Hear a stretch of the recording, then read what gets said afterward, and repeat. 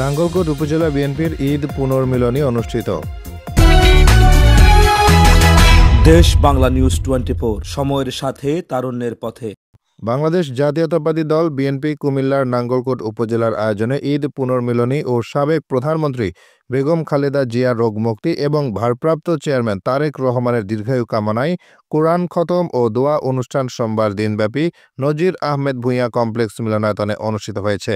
মৌকরা union বিএনপির সভাপতি মোজাম্মেল হকের সভাপতিত্বে অনুষ্ঠানে প্রধান অতিথির বক্তব্য রাখেন কুমিল্লা দক্ষিণ জেলা বিএনপি যুগ্ম আহ্বায়ক ও নাঙ্গলকোট উপজেলা আহ্বায়ক আলহাজ নজির আহমেদ ভূঁইয়া। উদ্বোধনী বক্তব্য রাখেন উপজেলা সদস্য সচিব নুরুল আফসার নয়ন।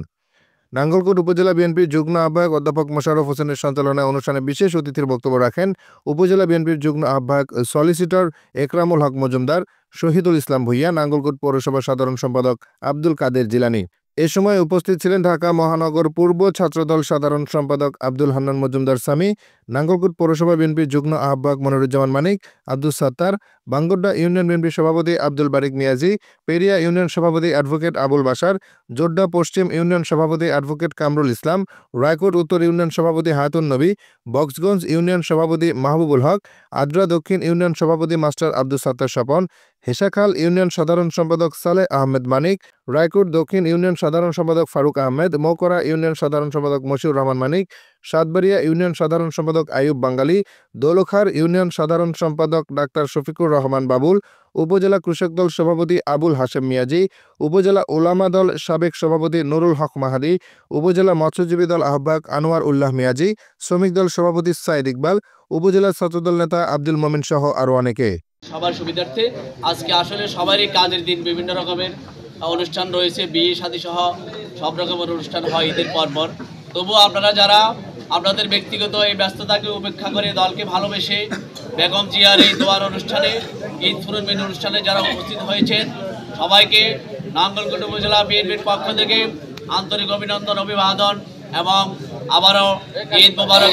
ইউনিয়ন সম্মেলন হবে, ঈদ পুনর্মিলনী হবে প্রত্যেকটা ইউনিয়নে। প্রত্যেকেই আপনারা জাঁকজমকপূর্ণভাবে ঈদ পুনর্মিলনী অনুষ্ঠান পালন করবেন এবং দলকে শক্তিশালী করে এবং নজির ভাইয়ের নেতৃত্বে বাংলাদেশ জাতীয়তাবাদী দল নাঙ্গলকোট উপজেলা আহ্বায়ক কমিটিকে শক্তিশালী করে আমাদেরকে সহযোগিতা করবেন, দলকে সহযোগিতা করবেন, দেশনেত্রী এবং তারেক রহমান হাতকে শক্তিশালী করবেন। বছরের ন্যায় প্রত্যেক বছরে ঈদের পরে আমি ঈদ পুনর্মিলন এবং কিছু খাওয়ার ব্যবস্থা করি। আজকে এর জন্য আপনারা অনেক কষ্ট করে এসেছেন। আমার পাশের ইউনিয়নের রায়কোট এবং বিভিন্ন ইউনিয়ন থেকে দূর দূরান্ত থেকে আসছেন। আমি আমার উপজেলার পক্ষ থেকে এবং আমার কুমিল্লা দক্ষিণ জেলার পক্ষ থেকে আন্তরিকভাবে ধন্যবাদ জ্ঞাপন করছি। আমি বলতে চাই আপনারা সবাই আসছেন, আমাদের এখানে খাওয়া দাওয়ার কোনো বিষয় না। আজকে হলো ঈদ পুনর্মিলন, ঈদ মুবারক, ঈদ মুবারক, ঈদ মুবারক। আমরা সবাই ঈদের এই আমেজটা ভাগাভাগি করার জন্য, সবাইকে দেখার জন্য আমরা একসাথে হয়েছি। আমরা ইনশাল্লাহ আগামী বছরও ইনশাল্লাহ এমনিভাবে আগামী বোধহয় ঈদের আগেই বোধহয় ইলেকশন হতে পারে ইনশাল্লাহ। যাই হোক, আমরা আশা করব ইনশাল্লাহ এই দেশটা সুশৃঙ্খলভাবে আমরা ইলেকশন করতে পারবো, নির্বাচন করতে পারবো। আমাদের দেশটা সুশৃঙ্খলভাবে দেশ পরিচালনা করবেন আমাদের দেশনেত্রী বেগম খালেদা জিয়া এবং আমাদের দেশ নায়ক তারেক রহমান সাহেব এই দেশের প্রধানমন্ত্রিত্ব করবে এবং আমাদের দেশ পরিচালনা করবে আমাদের জাতীয়তাবাদী দল বিএনপি। ইনশাল্লাহ আপনারা সবাই আজকে দোয়া করবেন যাতে আমাদের দেশ সুশৃঙ্খলভাবে আমরা আমাদের নেতৃবৃন্দরা পরিচালনা করতে পারে এবং এই দেশটা শান্তিভাবে গত 17 বছরভাবে কীভাবে দেশ পরিচালনা হয়েছে আপনারা জানেন এবং বিগত 9 মাস ধরে 9 মাস 10 মাস হয়েছে দেশটা উচ্ছৃঙ্খলভাবে চলাফেরা হইতেছে। আমরা কেউ নিরাপদ না। এই নিরাপদের জন্য আমরা ইলেকশন চেয়েছি এবং ইলেকশন ইনশাল্লাহ হবে। আপনারা সবাই ধৈর্য সহকারে আগামী যে কয়টা দিন আছে সুশৃঙ্খলভাবে আপনারা অপেক্ষা করবেন।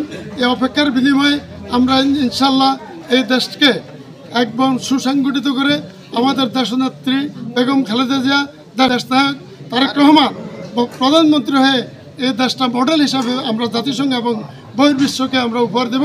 এই প্রত্যাশা রেখে আপনাদের সবার দীর্ঘায়ু কামনা করে আমার দূর দূরান্ত থেকে আমার অত্যন্ত শ্রদ্ধাভাজন নেতৃবৃন্দ এসেছেন, সবাইকে আমি ধন্যবাদ জ্ঞাপন করে আমি তাদের দীর্ঘায়ু কামনা করে ঈদ মুবারক সবাইকে আমি আবার আন্তরিক শুভেচ্ছা জানিয়ে আমার বক্তব্য এখানে শেষ করলাম।